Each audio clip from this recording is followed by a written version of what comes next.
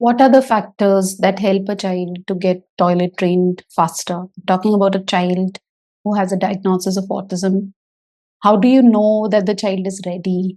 What are the pointers to take care of? These are some things that I wanted to talk about in this today's video. Hi, I'm Reena Singh. I'm an occupational therapist. I've been working with kids for the last 24 years now, and I wanted to share my views about that.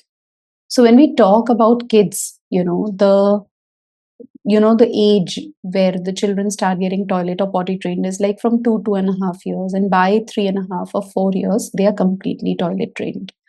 Now there are a few factors that I think we need to take care of, rather be aware of, while we think of getting started with toilet and potty training.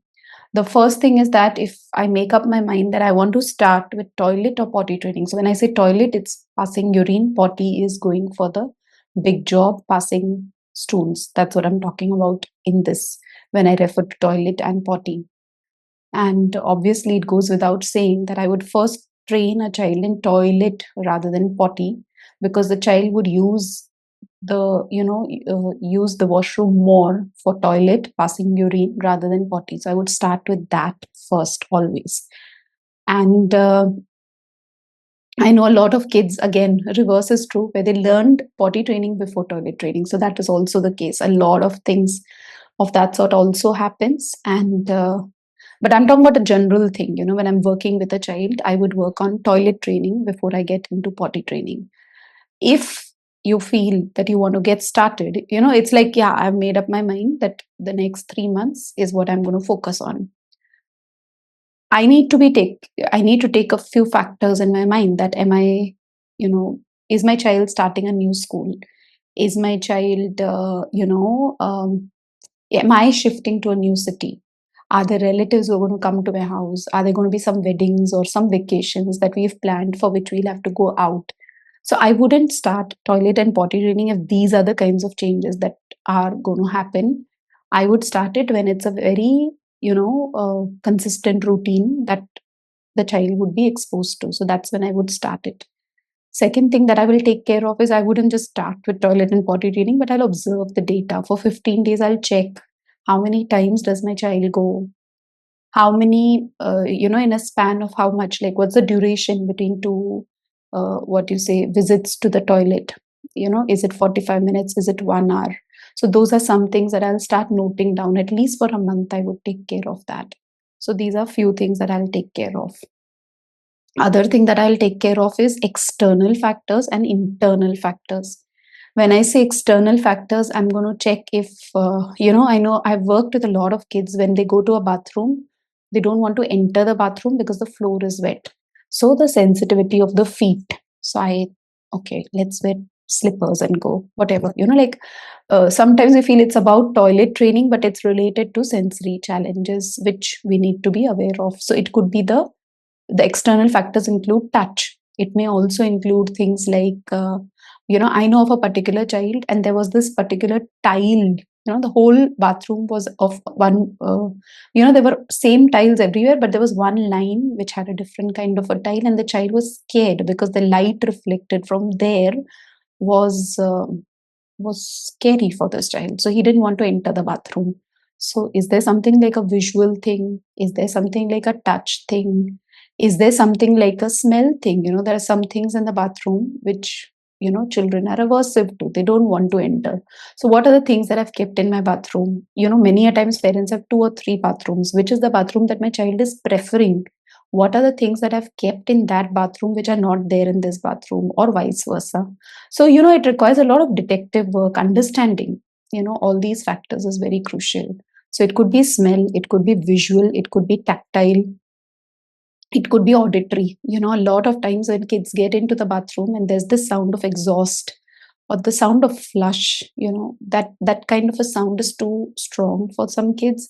Sometimes I know of few parents where their bathrooms, outside the bathroom there are AC units, and that sound of the AC unit, or there's some other thing, the other flat which has, particular, I know of a particular family where they had this exhaust of the other family, other they stayed in an apartment, and there was an exhaust of the other bathroom in that same place, and this child didn't enter that particular bathroom.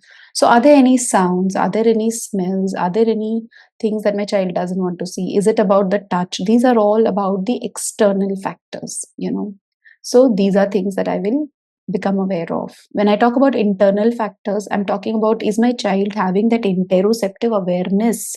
Does my child register that, that I need to go to the toilet? I know of a lot of kids who pass urine and they're sitting in that and they're just playing. They're not even aware of it, which means, is there readiness? Is the child ready to understand that, as a parent, I need to know if the child has that readiness skill, or if the child does not have it. So, is there interoceptive awareness? Does the child, sometimes when kids want to go for potty, the big job, they stand in one corner, they start jumping, they start, like doing some kind of, we call it as toilet or potty dance. So, we know that he's at least has that awareness, and there is an awareness from within which tell us that this child knows that I want to go to the toilet. So I want to be aware of external factors. I want to work on internal factors, like inside. Do I get that sensation? If I'm not getting, then what is the reason? Then I need to work on interoception. I need to work on the core strength. Maybe the muscles are too hypotonic and the child is not aware. Maybe so there's a lot of work needed, which along the sensory processing challenges, along the postural system, which would prepare the child to what you call get that developmental readiness for toilet and potty training. So external factors, internal factors. In external, I forgot there are two primitive reflexes. One is called spinal Gallant reflex, and the other one is called spinal Perez, Perez, spinal Perez reflex. So these are the two reflexes which I would evaluate. If they are present, I would work on integration of those two reflexes.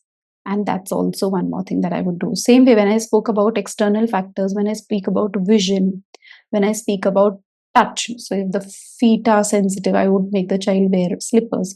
If there's a sound, I would consider a sound sensitivity, a sound intervention, something like a safe and sound protocol, or maybe something like a therapeutic listening, so that I'm working on that aspect for the child. If the feet are sensitive, yes, I said you'll make them wear shoes, but I would also work on the sensitivity. So, what I'm saying is, it's not like, okay, toilet training, but these are all these factors that I would consider. So, the external factors, the internal factors, and one more important thing is the psychological factors.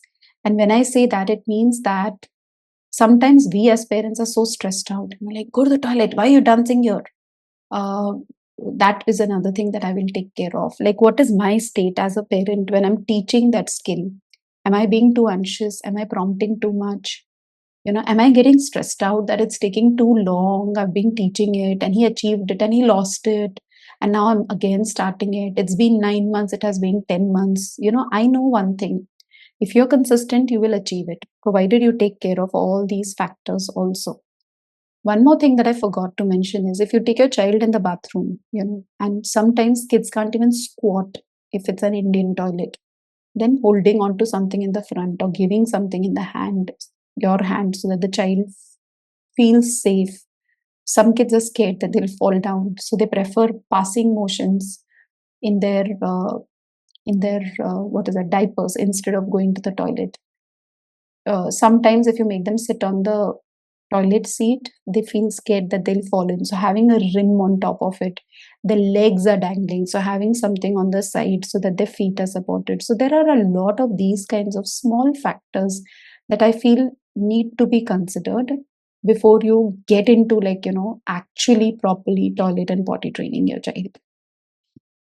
It takes time when you're working, when you're teaching this to a child who has a diagnosis of autism. With some kids it just comes in, but with some kids it does take time. And so it's important that we do not pass on our stress to the child, why is it not happening or whatever. So internal factors, external factors, and the other psychological, and then comes generalization also, because child should know that I can pass motions. I mean, I have worked with so many kids who used to go to the toilet only in their bathroom and no other place. So, generalizing it, they wouldn't go in the school, they wouldn't go in at grandmother's house. So these parents would not travel at all because this child would hold on. So generalizing it in different situations and generalizing it with different people. The child would only go with mother, not with father, not with grandmother. So generalizing is also equally important. So in a nutshell, these are some pointers. If you want more details, I have a detailed class called Toilet and Potty Training. It's a master class where I've explained all of these things. And if you want to know more about auditory intervention, there's a detailed masterclass on auditory interventions where I speak about what is a safe and sound protocol, what is therapeutic listening, so you get more clarity. But in this video, I wanted you to have some pointers. It's like, okay, toilet potty training doesn't mean just take your child to the toilet and sit in the toilet, blow bubbles with them, give them what they want, and don't take everything as behavioral. Okay, he does well, you give him a chocolate, you give him a reinforcer. Yeah, you would do that, but you would take care of these other factors also. So, this is what I wanted to share with you today. I hope you find this helpful. If you have more queries, put it down in the comments, and I would love to talk more about it. All right. Thank you. Before you go, I wanted you to know about my app, autisminsights.com. Autism with an AWE. And in this app, what do you get? You get a 14-day free trial period to the foundation level. You get daily insights from my working for the last 23 years. What you see right now on YouTube, you get to meet me, hear me every day. You get my audio books, you get my recorded courses, you get my master classes. There's so much waiting for you.